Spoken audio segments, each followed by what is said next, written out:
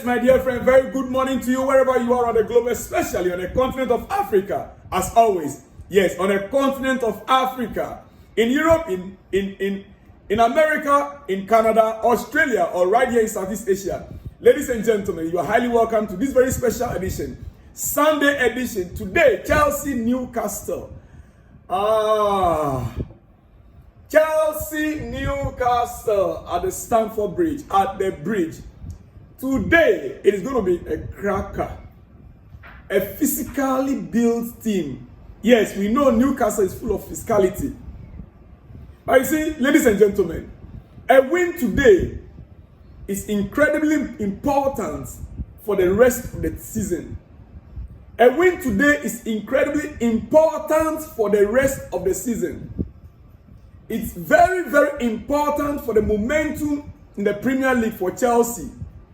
We can't drop a point. We can't drop a point in this game today. No. We have the next 3 straight games are going to be tough. And so it is very important we grab the 3 points from Newcastle right now. Yes. It is very, very important. My friends, Chelsea going into tonight's game or this afternoon's game is very important for the momentum for the rest of the season. 3 points. We must get it. We have Manchester United next. Then Arsenal. After this game, our next game is against Manchester United. Then Arsenal. We must get the 3 points tonight. It's very important. And that is why I want to point out, by calling my boy's name, Jackson's today's game, it is about 0 margin of error. Nicholas Jackson, today it is 0 margin of error. You must hit the net from the onset. 0 margin of error for Nicholas Jackson today.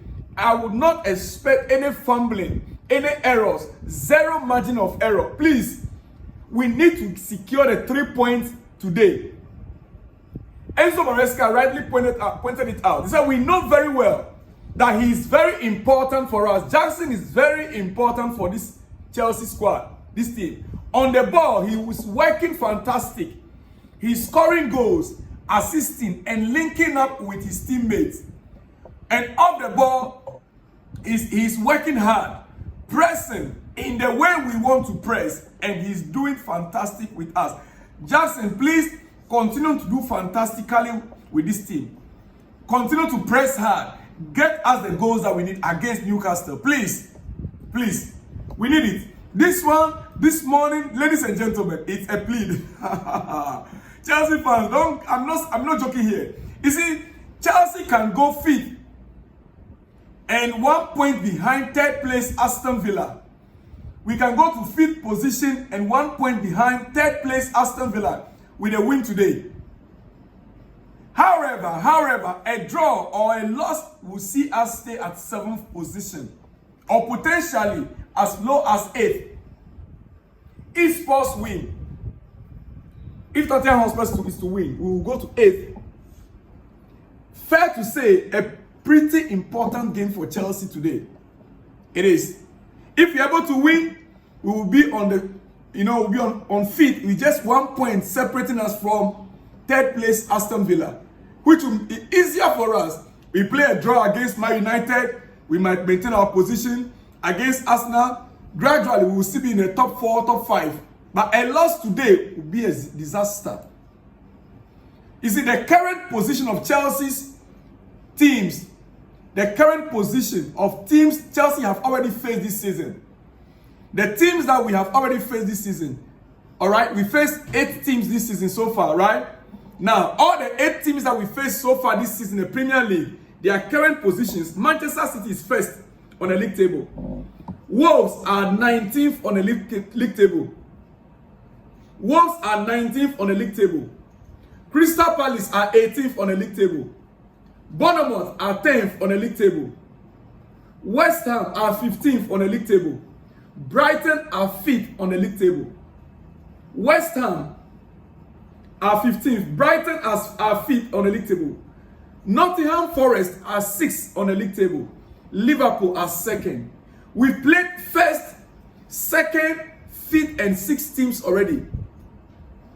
Do you think we are doing well? I think so far it looks like we are just average. So far it looks like, because if we play 19th on the league table and 8th on the league table, we are so excited. We have not gotten anywhere yet. Teams that are 19th on the league table, we've beaten them. Teams that are 10th on the league table, teams that are 18th, 15th on the league table, they are the teams that Chelsea faced so far. So far we have only 1st, 2nd, 5th, and 6th. 4 teams that are above 10th position that we played. Dear friends, it is now the real games of the season are starting. After Newcastle, Manchester United, then we now go to Arsenal. We need to begin to up our game. From this moment, from today, we will now begin to see the real strength of Chelsea. But quickly, before I continue, this is a good news for Nigeria. Official, CAF has declared Libya-Nigeria match to have been forfeited by Libya. Yes, CAF declared that Libya-Nigeria game, which was abandoned, which Nigerian squad was left stranded in Libya 2 weeks ago. FIFA declared that match, forfeited by Libya, and therefore resulting in a 3-0 victory. 3-0 victory to Nigeria. 3-0 victory awarded to Nigeria. Super Eagles of Nigeria, you won that game without touching the ball. Nigeria, you won the game without touching a football, without even stepping on the pitch. Three goals, 3 points, awarded by CAF. Yes, awarded by CAF to Nigeria. Libya was also fined $50,000, payable within 60 days of notice. Ruling means Nigeria now extend lead top of the Group D to 10 points. 10 points from 4 games. So Nigeria are on the way, or on the verge of qualifying for the AFCON. They've even qualified already to the AFCON. Looking at the group. Yes. So Nigerians, congratulations. Congratulations to Nigeria. Yes, 3 points, 3 goals, victory awarded without touching the ball. That is great. That is great. Anyway, dear friends, like, it is your breakfast and I will not be taking much of your time. Let's get to some other news before I let you go this morning. Yes, some other news before I let you go this morning. Champions League was played. El Clasico, not Champions League. I beg your pardon. El Clasico. Real Madrid, Barcelona. Barcelona this week have taken everybody by storm after humiliating Bayern Munich 4-1 in the Champions League. They now brought low almighty Real Madrid. I know, Barcelona and Real Madrid, El Clasico, when it comes to anything happen, but the scoreline, the margin of score, 4-0. Barcelona 4, Real Madrid 0. And look, the youngest player ever to score in El Clasico, Lamine Yamal, 17 years, 106 days. The youngest player ever to score in the El Clasico, Lamine Yamal, 17 years, 106 days. Dear friend, what a game it was. Real Madrid, what happened? You see, the surprise thing is that the 2 biggest teams in the world, yes, controversial, but it is clear, the 2 biggest football clubs around the globe, one is Bayern Munich. If you want to rate teams around the globe, Real Madrid number 1, Bayern Munich number 2. In Europe, yes. If you might disagree with me, but that is just it. Go and check it anywhere in the system.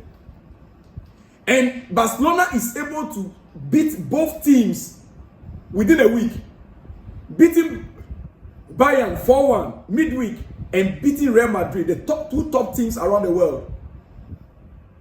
Wow. Hans Flick, what's the secret? Hans Flick, the head coach of Barcelona, what is the secret? 4 goals against Bayern, 4 against Real Madrid. My goodness, what is the secret, Hans Flick? Well, you see, after the game, on the bench, out of celebration, you know, the truth is that it happens in El Clasico. At the bench, the 2 coaches had issues. They had issues. Yeah, Real Madrid coach and Hans Flick. You know, Ancelotti always have the best of players around him. That is why sometimes people doubt whether he's really a good tactician or not. Because the kind of players he has, he must always win. Now, after the game, he approached the Hans Flick and was like, you see, your assistant, his behavior. He said, what happened with Hans Flick? He said, no problem with him. But one of his assistants did not behave like a gentleman in celebration. I told him that, and Flick agreed. The assistant of Hans Flick was celebrating, and it looks like his celebration, you know, caused a little bit of anger on the bench of Real Madrid. Yeah. And Ancelotti wasn't happy about it. But the reality of the matter is that when you are celebrating, sometimes you can be carried away. Vinicius Junior, when sometimes he celebrates, and even to the opposition, crowd area, and when it becomes an issue, he defends him. Right? It happens. 4-1 against Bayern, 4-0 against Real Madrid. It is a big win for a formidable side under construction. Babies with sharp feet. Babies of Barcelona with sharp teeth. Dear friends, we move on. You see, and another thing, what makes me question one particular player in this Real Madrid setup, Kylian Mbappe. He's no longer the Kylian that we know. Mbappe is no longer the player that we know. And you see, the fact that what makes me to question Mbappe's future at Real Madrid is that his lack of I am him attitude. He is no longer having that Mbappe attitude that we know. He doesn't look like he can get there. He doesn't look like a player that can recover from, I'm not too sure how to put it.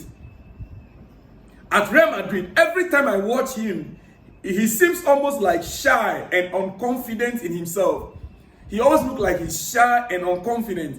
Completely, in everything that he does. What is happening? Is it that the players around him, he's feeling intimidated by the player that is, Look, the truth is that he went to Real Madrid at the wrong time. Mbappe was supposed to be in Real Madrid last 2 seasons ago. When Madrid came calling first, Vinicius Junior wouldn't have gotten this opportunity and all these accolades if Mbappe had gone there 2 seasons ago. That is my opinion. Cristiano came and became a king of the Bernabeu while standing above the entire squad and manager. Oh yes. He came from Manchester United, another massive club. He was totally up for it. He was prepared for it. Mbappe comes from Paris Saint-Germain. Was he ever truly ready before moving? At the time that he moved, was it the right time for him? No. He moved at the wrong time. Let me not say that he's going to be another Gareth Bale or Hazard. Hazard from Chelsea. Because right now, he's looking very uncomfortable. Flick made Barcelona the best team in the world right now. And a 36-year-old Lewandowski, the best striker in the world. 36-year-old Lewandowski, becoming the best striker in the world. I can't believe what some Bayern fans were doubting Flick. When Bayern wanted to take Flick, wanted to sign him on as a coach. Yes, Bayern fans were doubting him. He beat Bayern 4-1. Now Real Madrid 4-0. Whether you like it or not, Barcelona is up again there, flying high. Dear friends, it is your breakfast. I will not take much of your time. I'll be back with my preview of Chelsea, Newcastle, and my predicted lineup in the next hours. See you guys when you see me, dear friends. Shalom and peace.